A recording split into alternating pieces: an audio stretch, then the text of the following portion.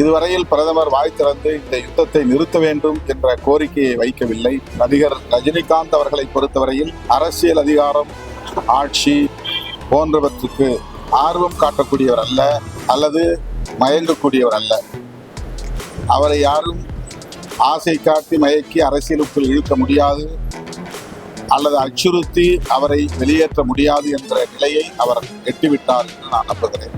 அவரை திமுக அச்சுறுத்தியது என்பதும் கற்பனை, அதற்காக அவர் அச்சப்பட்டு பின்வாங்கினார் என்பதும் கற்பனை.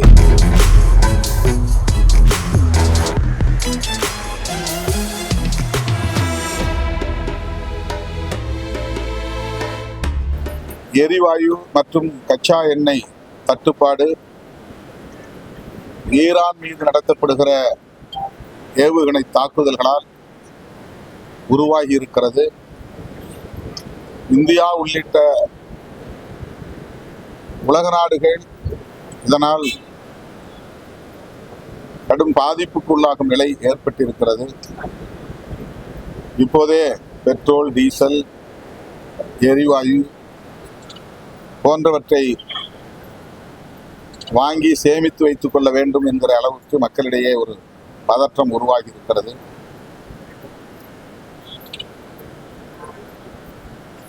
அமெரிக்கா, இஸ்ரேல் ஆகிய ஏகாதிபத்திய நாடுகள் ஈரான் மீது நடத்துகிற யுத்தத்தை உடனடியாக நிறுத்த வேண்டும்.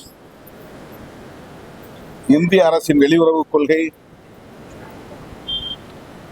ஏகாதிபத்திய ஆதரவு கொள்கையாக இருப்பது அதிர்ச்சி அளிக்கிறது. இதுவரையில் பிரதமர் வாய் திறந்து இந்த யுத்தத்தை நிறுத்த வேண்டும் என்ற கோரிக்கையை வைக்கவில்லை.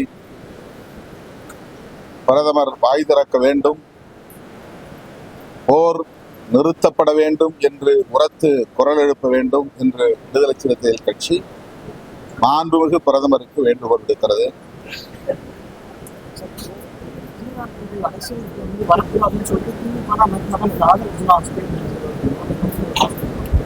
அது வெறும் கற்பனை என்றுதான் நான் கருதுகிறேன்.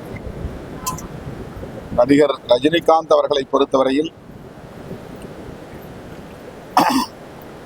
அரசியல் அதிகாரம், ஆட்சி போன்றவற்றுக்கு ஆர்வம் காட்டக்கூடியவர் அல்ல, அல்லது மயங்கக்கூடியவர் அல்ல. அவர் அந்த நிலையில் இருந்தெல்லாம்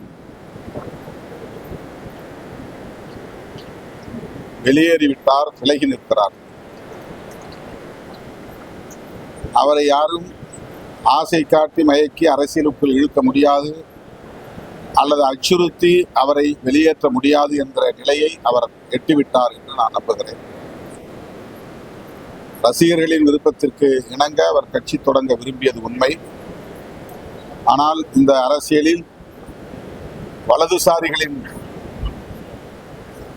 சங் பரிவார்களின் தலையீடு, அவர்களின் ஆதிக்கம்